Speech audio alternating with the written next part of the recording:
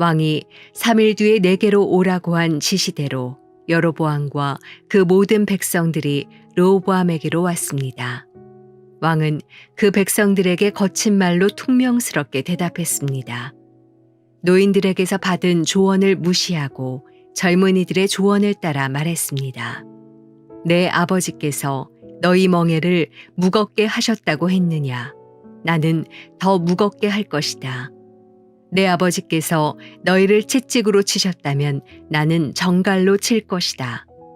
왕이 이렇게 백성들의 말을 듣지 않았습니다.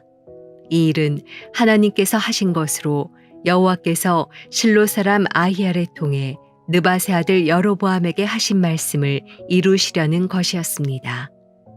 온 이스라엘은 왕이 자기들의 말을 듣지 않는 것을 보고 왕에게 대답했습니다.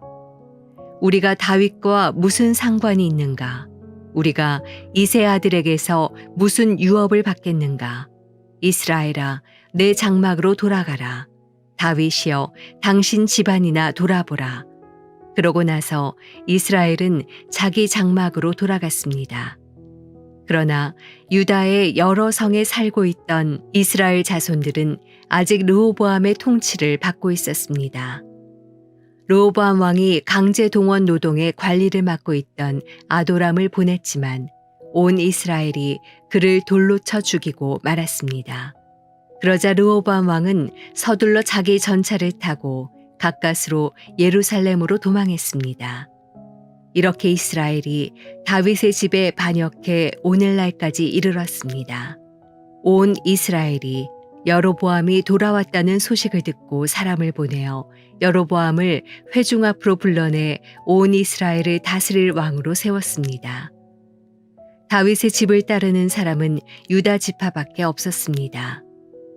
르호보암이 예루살렘에 도착하자 유다의 온 지방과 베냐민 지파를 소집했는데 용사를 뽑아보니 18만 명이었습니다. 그들은 이스라엘 지방과 전쟁을 일으켜 솔로몬의 아들 르호보암을 위해 나라를 되찾을 생각이었습니다. 그러나 하나님의 말씀이 하나님의 사람 스마야에게 임했습니다. 유다 왕 솔로몬의 아들 르호보암에게 또 유다와 베냐민 온 지방과 나머지 백성들에게 말하여라. 여호와께서 말씀하신다. 너희는 올라가지도 말고 내 형제 이스라엘 자손들과 싸우지도 말라. 너희는 각자 집으로 돌아가라. 이 일은 내게서 나온 것이기 때문이다. 그러자 그들이 여호와의 말씀에 순종해 그 말씀에 따라 다시 집으로 돌아갔습니다. 10월 4일 수요일 아침 기도회를 시작하겠습니다. 긴 연휴가 이제 끝나고 우리 일상이 시작되었습니다. 일상의 첫날 아침 우리가 하나님 말씀 붙들고 그렇게 힘을 내어서 시작하길 바랍니다. 하나님의 말씀을 통해서 우리에게 힘을 주실 것입니다. 그러니 그 말씀을 붙들고 이 하루를 시작합시다. 오늘은 열왕기상 12장 12절에서 24절까지의 말씀을 여러분과 함께 나누기 원합니다. 이제 드디어 이스라엘은 남유다와 북이스라엘로 분열되고 맙니다. 르호보암은 원로들의 말을 듣기보다 젊은 신하들의 말을 따랐습니다. 즉, 그들을 징벌하고 징계하는 쪽으로 마음을 굳히고 무력으로 북이스라엘을 통합하려는 노력을 기울입니다. 그러나 이내 하나님의 말씀을 듣고 이 행동을 실천하지 않고 포기합니다.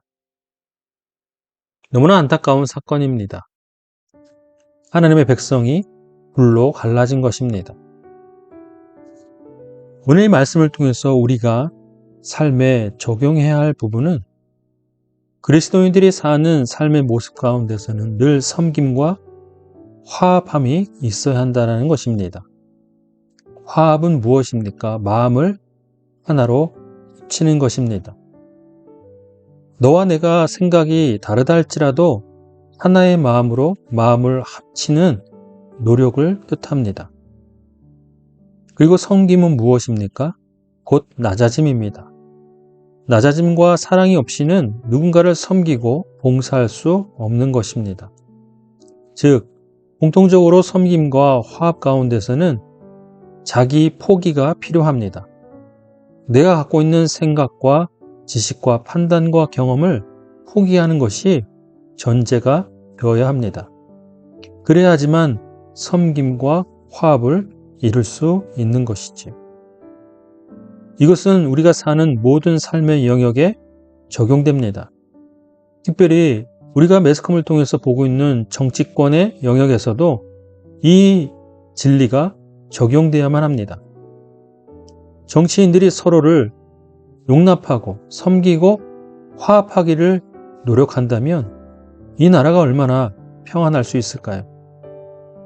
오히려 정치인들은 화합하기를 거부하고 반목하고 분열합니다. 섬기기보다 섬김을 받으려고 하는 것이 정치인들이 갖고 있는 특권의식 아닙니까? 그러나 비단 이들뿐만 아니라 우리의 모습 가운데도 이러한 모습이 드러나고 있습니다. 남을 섬기기보다는 다른 사람에게 대접받기를 원합니다. 나아가 누군가 나를 무시한다면 오히려 더 발끈하고 그 배로 갚아주고자 하는 마음이 솔직한 우리의 모습 아닙니까? 화합하기보다는 분열을 조장합니다. 남을 험담하고 하는 일들로 인하여 관계를 깨어지게 만듭니다. 오늘 르호보암이 말씀을 통해서 우리에게 보여준 모습을 통해 우리 스스로를 돌아보면 좋겠습니다. 르호보암이 우리에게 거울이 되길 바랍니다. 나는 누군가를 섬기고 있는가? 또 화합하기 위하여 노력하고 있는가? 즉, 내 자신을 포기하고 사랑으로 살아가고 있는가 말입니다. 사랑하는 여러분, 우리는 이 일들을 감당할 수 있을 만한 사랑을 경험했습니다. 예수 그리스도께서 오히려 우리를 섬기시고 하나님과 우리 사이를 화합하기 위하여 자신을 희생하셨습니다. 우리는 그것을 값진 은혜와 선물로 경험했듯이 우리의 삶에서도 동일하게 행해야만 합니다. 그것이 이러한 삶을 살아가는 목적이자 이유가 되는 것입니다. 사랑하는 여러분, 이제 우리의 일터로, 직장으로, 학교로, 삶의 현장으로 나아갑니다. 오늘 이 섬김과 화합의 마음을 품고 삶의 자리로 나아가는, 그리고 그리스도인의 삶을 살아가는 우리 하나 가족이 되기를 주님의 이름으로 축복합니다. 자, 이제 각자 주시는 하나님의 말씀을 묵상하고 오늘 하루를 의탁하며 간절히 하나님 앞에 나아가 기도하겠습니다.